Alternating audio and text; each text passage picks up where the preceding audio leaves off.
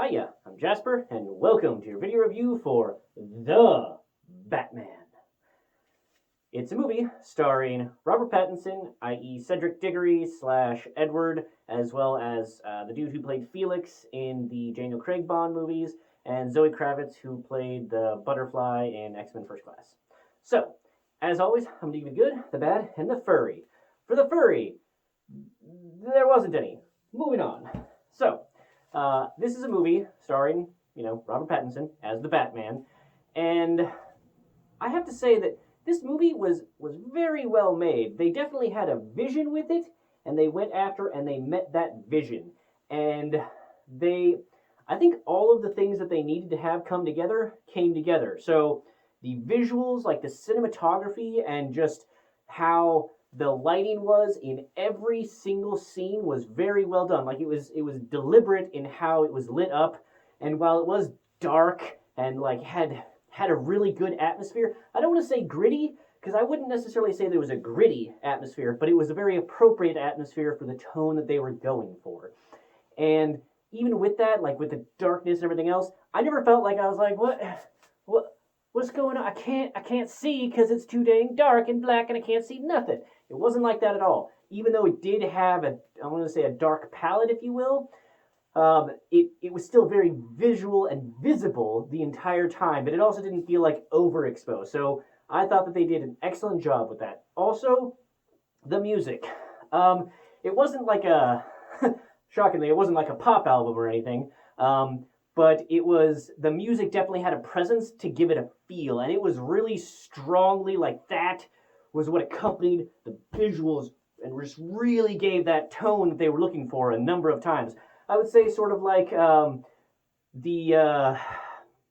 movie that Christopher Nolan did, Inception. So how that like just bang, the sound played a part, and it gave you like indications as to what level of the dreamscape you were on and all that jazz.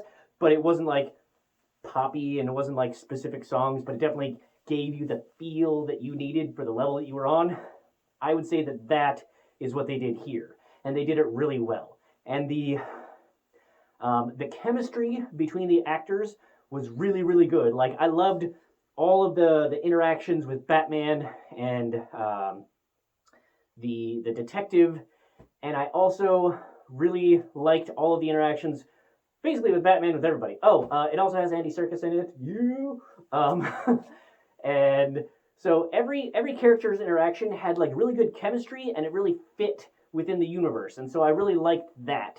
And the universe that they built out, the universe was very believable. There was no point at all in this movie where I'm like, well, that doesn't make physical or, spatial or time sense for this universe. No, like it was all in the same universe, and it all made the same amount of sense. Like there wasn't any like pulling out of the believability factor because of any of that. And so I think this was a really impressive Batman movie, and I really liked that part of it. All that being said, I didn't particularly care for this movie. It was 3 hours long, and don't get me wrong, I love me a 3-hour movie. But a 3-hour movie needs to not feel like a 3-hour movie. And I can tell you that about 2 hours in, if I'd had a watch, I would have been checking it. Because they got to a point where I was like, okay, there's the climax, there's the end. That cool. Nope. It's still going. Oh my god, how? Oh god, it's still going. Oh, it's still going. Like, I mean, things are happening, but it felt like some of the actions that were taking place, especially after the 2-hour mark, it felt like they kind of were like, oh, you know what? That wasn't enough.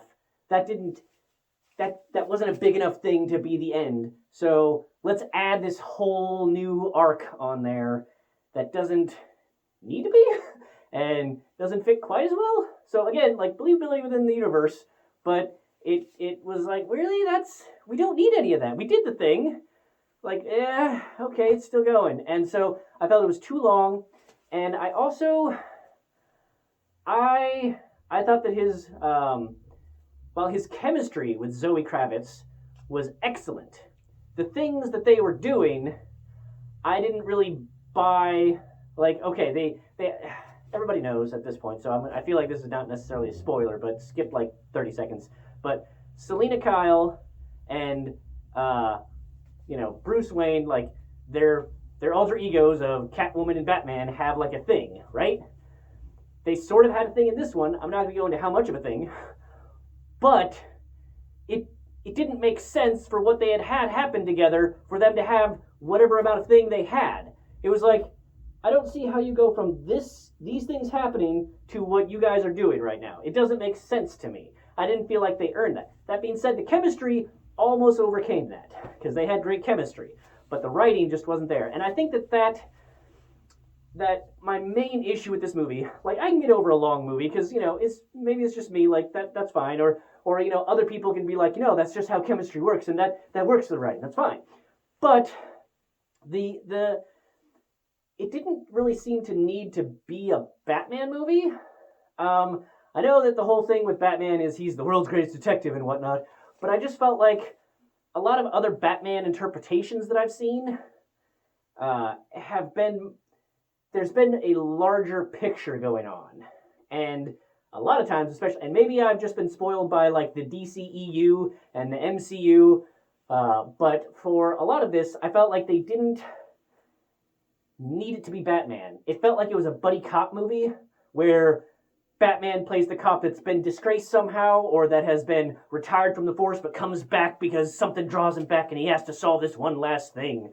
And the other people on the force are like, oh, why are you letting Jimmy back in here? But he's a good detective and this detective is vouching for him, so fine, we'll let him on the crime scene and let him take a look at this things and but he's detecting it up because he's got to get that one last case in, and it didn't really seem like there needed to be the Batman aspect of it. I felt like this was just a glorified buddy revenge, like gritty noir, like, gotta get that one last thing in. So it didn't feel superhero-y enough, I guess, for me, which, to be fair, Batman, I feel like, is just a hero because he has no superpowers. Detective things doesn't count as a superpower. He's not Brainiac. You know what I mean? That's just me. Controversial take there. So it didn't have that scope to it. I think maybe sort of like how the Netflix Marvel TV shows just didn't have that scale. This definitely had the budget and it didn't have like the budgetary limitations that the Netflix ones did, but it was very much like it is just in this one little section of the world and it's not affecting the outside and it's just about this personal problem. Like how Luke Cage was only about this one guy in this one little neighborhood being the issue. Well, with Batman, it's this one case with this one killer and trying to solve that. So it's a detective mystery thing that has Batman slapped over top. Like I said, though, the visuals, everything else, the color gradients was all really good. And then the one other complaint that I had with this movie was the vehicles chosen. It seemed like halfway through they were like, oh yeah, now let's do it this other way. And it's like, sure, okay. So yeah, I would say that obviously not my favorite Batman interpretation because of just the surrounding things from it, but he did an excellent job of, I think, getting across the Batman-ness of it, as well as I really liked his interpretation of Bruce Wayne, as well as the surrounding, like, costumery and makeup and everything else as Bruce Wayne. Like, I thought it was an interesting take on Bruce Wayne. So, yeah, overall, I would say that I think a lot of people are going to like this movie. It just wasn't for me, just because I like my superheroes to be more super. So, yeah, I would say that overall, I would give this a thumb up. This is a thumbs up movie. New rating system. Welcome. So yeah, that's all I have for this one. Thanks for coming. Thanks for watching. Hope to see you at the next one. Bye.